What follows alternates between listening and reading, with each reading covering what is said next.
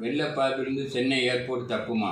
ரூபாய் 123 கோடி ஒதுக்கியும் ஒன்றுமே நடக்கலை.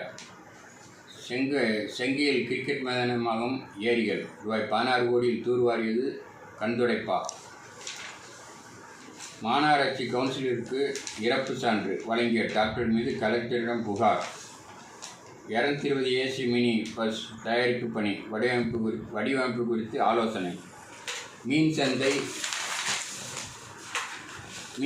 மீன்பிடி துறைமுகங்களை தூய்மையாக பராமரிக்க என்ன திட்டம்? அரசிடம் அறிக்கை கேட்கிறது தீர்ப்பாயம்.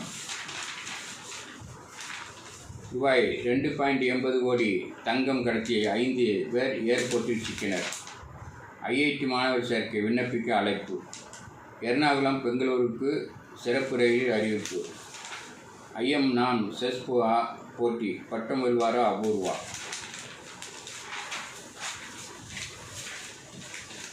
ஆட்டோ ஓட்டுநரை வெட்டிய 5 பேர் சரண். குப்பை அகற்றும் பணி துவக்கம். நீண்ட நாள் பிரச்சினைக்கு தீர்வு. பாரம்பரிய கலை விழா சென்னையில் கோலாகலம். ஹெராயின் வைத்திருந்த திரிபுரா வாலிபர் கைது. பெண் மீது கல்லை போட்டுக்கொள்ள முயன்றவர் கைது. நீச்சல் குளத்தில் மூழ்கி சென்னை வாலிபர் இறப்பு. புல்லட்டில் சென்றவர் பென்ஸ் கார் மோதி பலி. மின்னல் பாய்ந்து விவசாயி உயிரிழப்பு. ரூபாய் 650 லட்சம் கோடி வழக்கு. சிந்தாரிப்பேட்டை நபர் கைது. பாப்பன் சத்தியம் மின்சார வாரியம் பிரிவு அலுவலகம் துவக்கம். திருவேற்காட்டில் சுகாதார நிலையம் திடீர் மூடல். காடுவெட்டி பகுதி கர்ப்பிணியர் நோயாளிகள் தவிப்பு. ஊராட்சி செயலர்களின் பாஸ்வேர்டு திருடி கட்டுமான அனுமதி. காஞ்சியில் தில்லுமுள்ளு. முக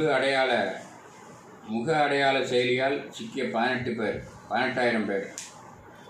அதிமுகவில் மீண்டும் ஆண்டனிராஜ் ஐக்கியம்.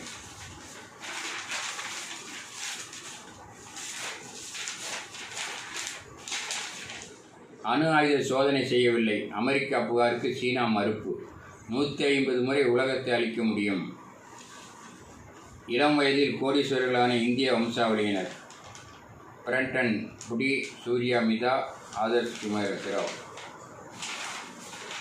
ஆப்கனில் மீண்டும் நிலநடுக்கம். 20 பேர் பலி, 320 பேர் காயம். வங்கதேச தேர்தலுக்கான வேட்பாளர் பட்டியல் வெளியிட்டது கலிதாச்சியாவின் PNP. வெடிமருந்து ஆலை அமைக்க ஜெர்மன் நிறுவனத்துடன் ஒப்பந்தம். ருமேனியா. 6.4 ரிக்டர் நிலநடுக்கம். பெரிய பாதிப்பு இல்லை. நைஜீரியா. இனப்படுகொலை நடக்கவில்லை. அமெரிக்கா மிரட்டல்.